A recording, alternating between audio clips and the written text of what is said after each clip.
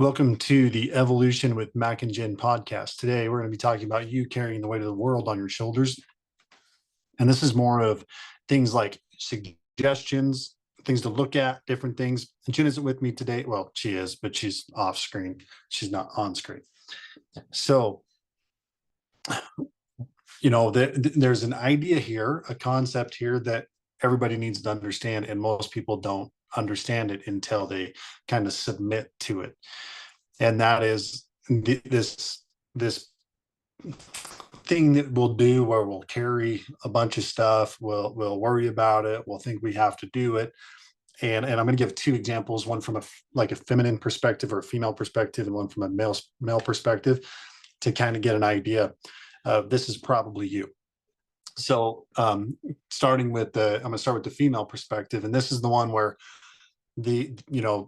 if you have kids, I have to be a good mom, or if you're married, I have to be a good wife, or if you're at church, I got to be churchy or something, or if you're doing whatever it is, this idea of you're trying to fulfill the commitments, but yet you don't really know what they all are, but yet you're doing your best to do it. And you're kind of keeping that all right here in your head and on your shoulders. And it's like, I have to, instead of letting it go. I'll tell you what letting it go is in a minute. But there's essentially these masks that you wear that forces you to look at a situation and say, I have to do it this way. It's really hard to challenge, but once you decide this is how it has to be done, if anybody gets in the way of you doing that, it becomes a problem. If you feel like you didn't fulfill it to whatever is going on up here, then you feel like you failed. And there's a question that says, well, what are the standards? What are the terms? You might say it's, well, if this person says so and they yell at you, then it's a problem. But that person might be an asshole. They may not even be right either. Now, if you're a guy, guys are very much just got to be the tough man, just got to like buckle down, get it done, blah, blah, blah, blah, blah. All this non-emotional bullshit, like hide your emotions, don't cry about it, don't do this. And I mean, yes, there is some truth in that. Like as men, you gotta put your foot down. Sometimes you got to get to work, but the don't show emotion man is a pussy. Like being this tough, non-emotional guy, it's not tough, because I guarantee you it takes more courage to show your emotions at the right time and sometimes expose your weaknesses that when they need to be under the right context. And that'll take more courage than anything. It takes more courage as a human being, men or women, to be honest, to sometimes expose your struggles, to let them go, to talk about them, to get them out, to get help. That's where the courage comes from. Now, everybody has heard this comment or saying of, give it to God. What does that mean? Give it to God. Well, if you're thinking about it, this idea of give it to God is stop taking it on, right? It's not even give it to God. It's let it be his. Stop thinking that you're God. Stop making yourself this all, like it's this perfectionist thing that says, I have to do no, you don't. Right? God didn't build us that way. He never designed it that way. He gave us Jesus to take care of things because of that, because we are fallible men. We're not gods, we're men or women. Human flesh with a soul combined, very powerful being, yes, but designed to trip, fall, make mistakes, learn, right? Like that's called education. Now, if you think you have to be perfect and you take on this stuff, oh, well, this didn't work out. Well, of course it didn't. You couldn't see all the factors. So like as a man, you'll go into business or do something financial and you think you've got it figured out and then it fails. I've got an acquaintance right now that, he's like, oh, I'm gonna do this, I'm about it, and he goes after it, and it's all about money, and he's gonna make all this money, and everything's working, and then somebody sticks a stick in the spokes, and the bike, not only comes skidding to a halt, but it's like endoing over. He never expected that. You never expected that outlier to sneak up and completely derail your plans, but now financially ruins, right? So now he takes the weight on, puts the weight on his back. Oh, I got to figure this out, right? And just starts trying to buckle down. Well, with all that weight, it doesn't serve you. And then what happens is you don't talk about it. you hide, you quit, you know, communicating. You don't even want to tell your best friends because now you feel like a fool, right? You're essentially not giving it to God, because one of the things God said was, you know, have associations, brotherhoods with other men so that they can share. One is like share the pain. Two is your two minds don't create, you know, it's not 1 + 1 = 2, it's 1 + 1 = 4. And then one plus, if 1 + 1 = 4, you add another that equals 12, right? It's exponentially, it's like cubed. So this thing that happens in the world where people get all on their stuff, they get emotional, embarrassment and shame come into play, and it locks you up. And when you get locked up, what you're doing is when you say, I'm fine, you're fucking lying. That's not the truth. That's a lie. And when I talk about being a strong man, is the ability to have the courage to expose your faults, your weaknesses, or whatever. Sometimes your let's say sins or mistakes, your major fails, or like legit you fucked up, and being able to expose that. You're not necessarily supposed to expose it to random people. You know, that's what a brotherhood or other men are for. Like another again, God commands men to share these things with a brother. You can find it right in the Bible. Now, women, you're going to have this struggle of the feels, right? Like it's all feeling based. Now, men will get in this thing over here where it's like, oh, I got to be a man, got to figure it out, blah, blah, you know, tough it out, whatever. And they're just putting more and more weight on their shoulders and they weigh down. You're doing it completely different. It's this feeling stage where you get into these feelings. And, you know, it's like you have a couple kids, you're trying to take care of them, you're trying to take care of your husband, but he's not giving you the attention you want.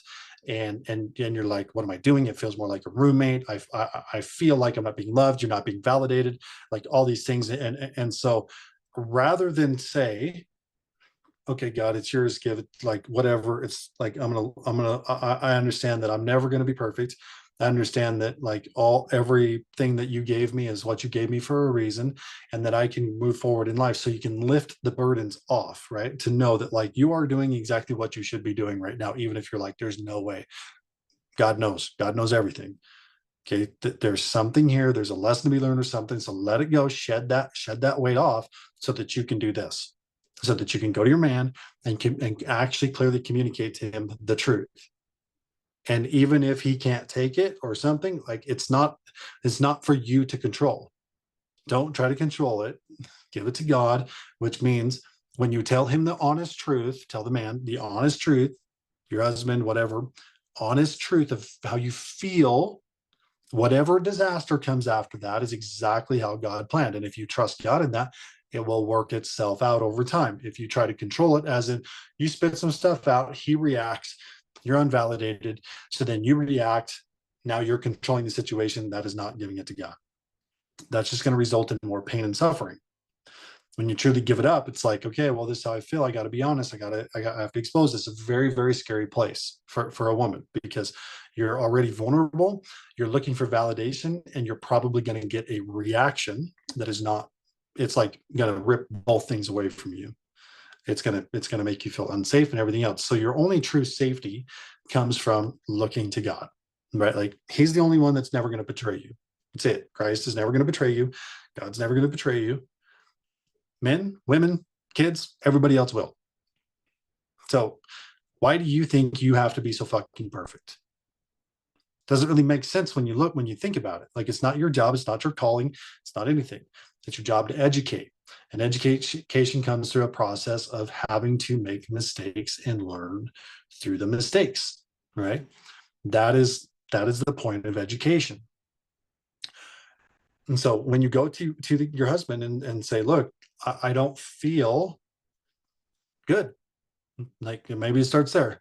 Hey, I don't feel like you are giving me the things that like as a woman, I need these certain things from you. I actually need you to validate me. I'm not capable of like the things you're capable of, or just being able to put the blinders on and go. I will if I have to, but it's very unfulfilling. And I want to be the woman that wants to jump your bones or wants to be a better wife or wants to do these things. And in order for me to do that, I need a few small things from you. I have some needs that I need met. I need some confirmations that I'm doing what you want. Okay, so women, part of that means you quit doing the things you don't want to do. Like stop controlling, and stop being like, well, if it doesn't get done, I have to do it. And you get all stressed out about it, and then you have to go do these things. No, you don't. And this is always a challenge with my clients when they're like, well, I have to do blah, blah. I'm like, wait, what'd you say? Well, I have to. I said, do you really have to? Do you really have to go do those things that you're talking about? Is that true? Well, no, what I'm saying is, if you don't do that, what's going to happen? Well, the house is going to become a mess. Okay, the house is going to become a mess. Doesn't mean you have to clean it. Yeah, but what? And see, what's happening actually internally inside of them is, if the story that's actually happening, if I don't clean the house, then I look like a fool, or I look like I'm not doing my part, or I'm doing this. So really, it's not about the have to. It's about how I'm feeling, not about this calling or anything else. Whereas a man, if he's like, I have to do this, and it's like, well, you don't have to. He's like, yeah, you're right. I don't have to. I'm going to, because if I don't, here's the cost. Right. So I'm going to go do this. Even if I don't want to, I'm going to go do this. Right. Women, they don't, it doesn't always compute when it's like, well, I'm going to choose to because this is blah, blah, blah, blah, blah, blah. It's like, not like freak out zone. Okay. So you got to think about this and realize that this idea of give it to God isn't this like, oh, I'm just going to like fluff my worries away. No, it's you. Stop being a perfectionist. Stop trying to control every freaking situation. Get like, just let it go. Trust. And the only way that you can actually trust this process is when you put God as the authority in your life. If you don't put God as the number one single authority, I saw this thing where there's a triangle like this, right? And it shows God at the top and the man at the woman in the corners. And it says, the closer that each of you are to God, the closer you get together, right? So if you're down here, you're far apart. You're not close to God. But the closer you get to God, the closer you come together. Because when God's the authority, then you can trust the man, and the woman can let go of her own stuff, because she'll never be betrayed by a man. So it's the safest place you'll ever be. Even though there might be chaos, there might be other things, your only true safe place in the world is to like give it to Christ and trust that, in the Bible, it talks about how he said, my burdens are light. In other words, I can handle it. Let me take it on. And really, if you look at this on a different level of personal responsibility, when you let things go and you have the faith in God, you relax, so you don't have to stress, because it's like, what is done is done. I can only move forward from here, right? It just is what it is. And so you have a lot less stress to deal with. And now you're looking for opportunity instead of more beat down.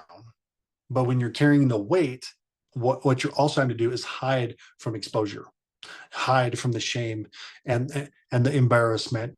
And so you're having to hide from that, and you're walking around with your head down, peeking. And then when somebody calls you out, you snap at them and you want to fight them. And fighting looks like this. I'm fine. I don't need that. Why don't you do this? What?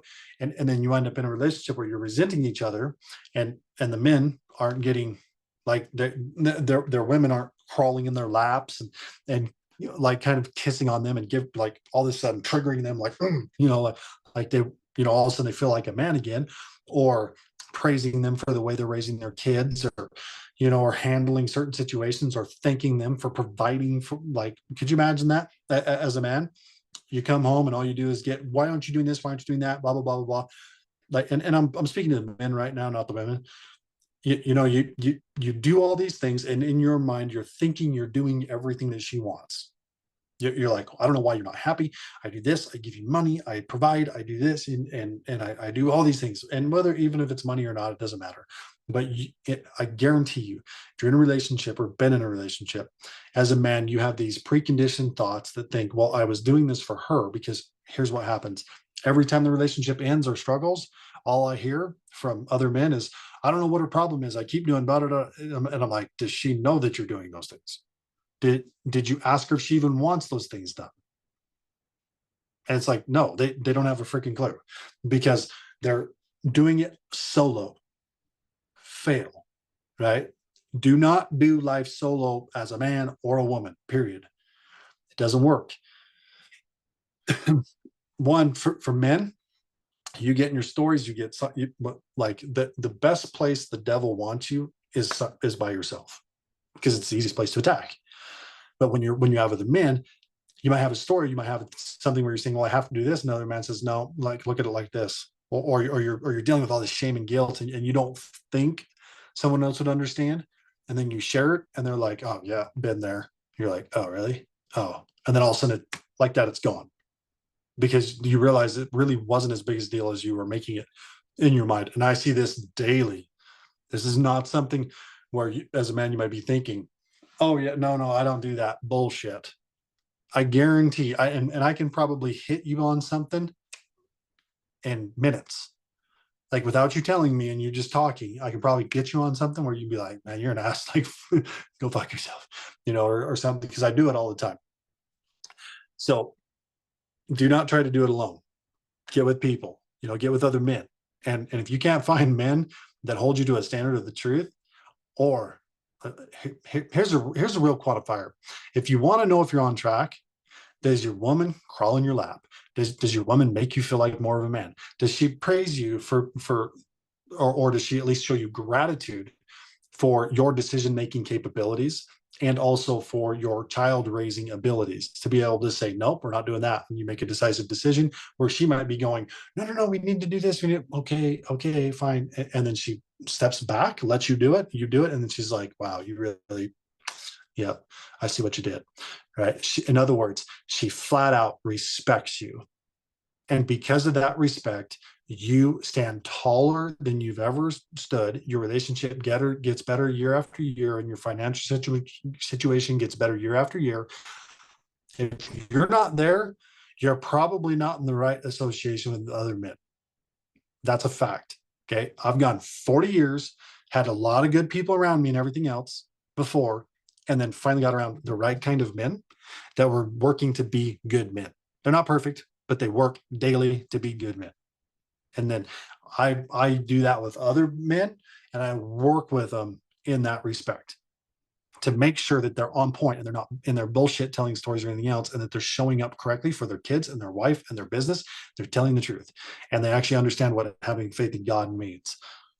Okay, that's the men's side. Women, if your man isn't doing that, you have to look to God. Okay. And until your man gets there, if you're willing to look to God, trust to him, give it to him, take some steps that we typically Jen and I guide people through. You begin to pull out that feminine side, and Jen does a lot of training on this and a lot of suggestions. And if you're willing to do the work and actually become that feminine woman, what happens is all of a sudden you trigger something inside your man, and he begins to show up differently. It's like magic. It's not science or anything else. But if you don't give it to God and have faith in him, and go and put your certainty, your security, and your trust and faith in him, what else are you going to do? This is what you're going to do. You're going to grab onto it yourself. You're going to control life. You're going to be fucking miserable. And you're going to tell yourself you're not, because you're a good mom. You're doing good. You're doing this. You're doing that, and everything else. But at the same time, out of the side of your mouth, you're saying, I feel like I have a roommate. I'm not fulfilled. I don't know. Am I going to leave him, or am I going to wait till the kids are old enough? Am I going to leave him? If I do, I can't afford it. I don't know. And you have all this bullshit going on in your head, instead of just doing the things that God told you to do. Okay. And that is respect your husband. And even if he is not respectable, you can still trust in God, work on yourself, and get really feminine, and light that spark in him, that all of a sudden he just one day shows up different, or he gets the hell out of the way. He removes himself from the problem. If you show up correctly, because God will provide you exactly what you need if you give it to him and have faith in him. That's a point. And men, God commanded you to love your women. He says, love your wife, over and over and over and over again. He never says respect your wife, and women, God never told you to love your husband. I mean, he told the wives to respect their husbands, and he told the men to love their wives. And men, I've talked about this before, they get to be crazy. Stop trying to think that they don't. That's why God said love them. So stop with that. You just hold, like, you be the man, as in you put your faith and trust in God. You ask questions. When you get the guidance, you move on it, and you go execute what you're supposed to do, and they will trust you. And when they trust you, they show you respect, and then you get what you want. And then when they're a little bit crazy, you hold firm to that. You keep moving forward, and they will trust you, and they will have faith in you because you're unbreakable. Okay, so that's kind of the gist of what I wanted to kind of get out there, to start, twisting into your mind and start making you think a little different. And you can think about this today and tomorrow and the day after, and come back a week from now and rewatch this, and it's going to stimulate more stuff in your head. Like, wait a minute, what about this? What about that? I mean, just think about the one biggest problem you have in your life right now, or the one greatest desire that you have. Think about that for the next 24 hours. Like, write it down, think about it. How do I solve this? How do I solve this? What do I do? Whatever, for 24 hours, and then come back and watch this again.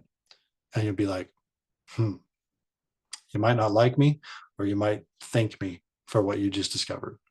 All right. Have a wonderful day, everybody. And we will see you next.